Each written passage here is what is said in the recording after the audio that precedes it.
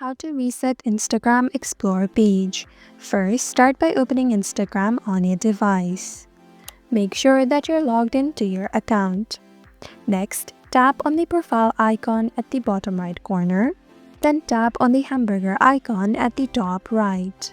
A new menu will pop up. Scroll down to What You See section. Then tap on Content Preferences. First, go to Interested. Instagram will show the contents that you've showed interest in before. Remove them all from the interest to stop showing similar posts in the future.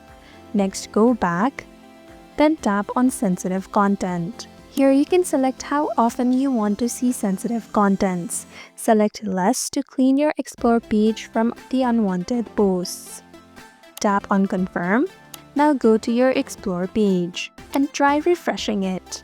If you still see the post about the topics that you're not interested in, simply open the post, tap on the three dots at the top right, then tap on Not Interested. Doing so will filter out the topics you're less interested in. And that's it.